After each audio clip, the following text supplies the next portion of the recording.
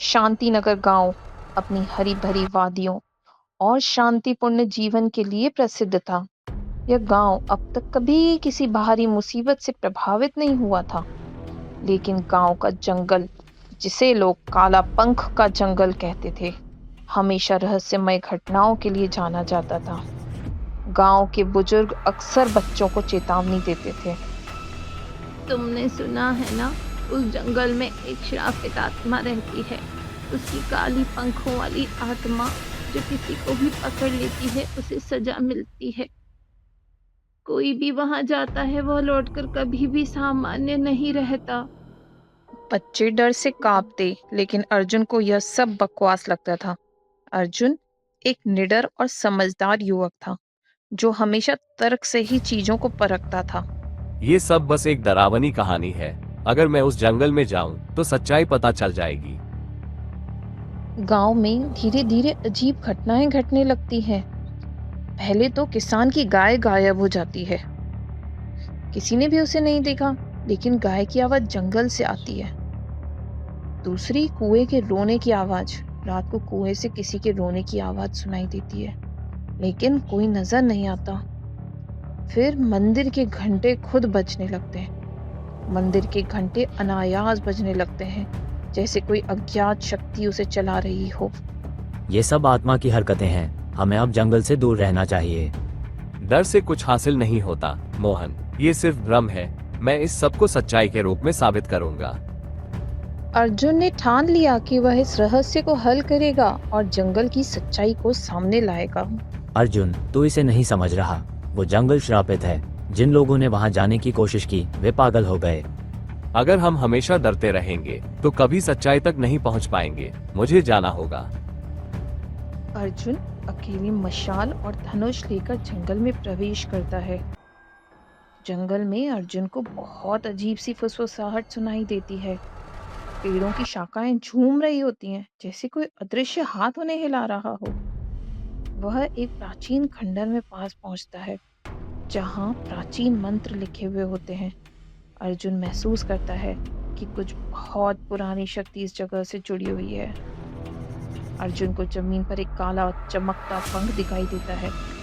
यह एक अनोखा पंख था, जो काले रंग का और चमकदार था। यह क्या है? मुझे इसे अपने साथ ले जाना चाहिए। शायद ये कुछ महत्वपूर्ण हो। जैसे ही अर्जुन काले पंख को गांव लाता है, गांव में घटनाओं का सिलसिला तेजी से बढ़ जाता है। रात में कदमों की आवाज। अर्जुन को रात में किसी के कदमों की आवाज सुनाई देती है, जैसे कोई उसकी ओर बढ़ रहा हो।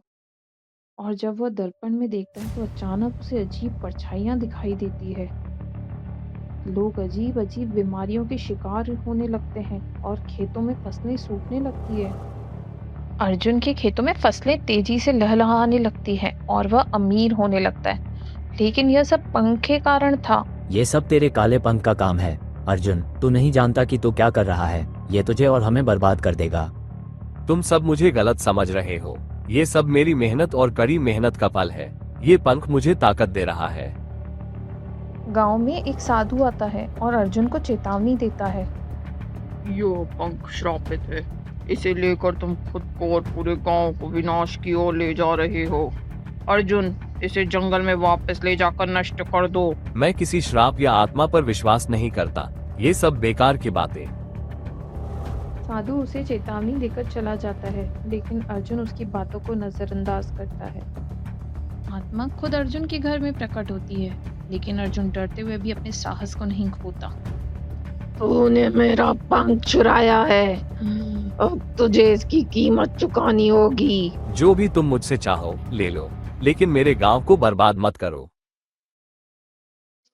आत्मा गांव में बर्बादी फैलाने लगती है। कुएं का पानी काला हो जाता है, फसलें पूरी तरह से सूख जाती हैं, बच्चे बीमार हो जाते हैं। लेकिन अर्जुन अब आत्मा को हराने का निर्णय लेता है। वह साधु से मदद लेने जाता है। अगर तुझे आत्मा को हराना है तो तुम्हें उसके पंख को जलाना होगा। वह आसान नहीं होगा। अर्जुन गांव वालों से विदा लेकर जंगल की ओर बढ़ता है। जंगल में आत्मा अर्जुन को भ्रमित करने के लिए नाटक करती है। अर्जुन को अपने माता पिता की आवाजें सुनाई देती है। वह भ्रमित होकर रास्ता भटक जाता है। अर्जुन और आत्मा के बीच भीषण युद्ध होता है। आत्मा अर्जुन को डराने के लिए पेड़ों को अपना हथियार के रूप में इस्तेमाल करती है। अर्जुन अपनी मशाल से आत्मा को काले पंख के पास ले जाता है और अंत में उसे आग में जला देता है। आत्मा दर्द भरी चीख के साथ खत्म हो जाती है। अर्जुन आत्मा से अंतिम लड़ाई जीत चुका था, लेकिन उसकी हालत बहुत खराब हो चुकी थी।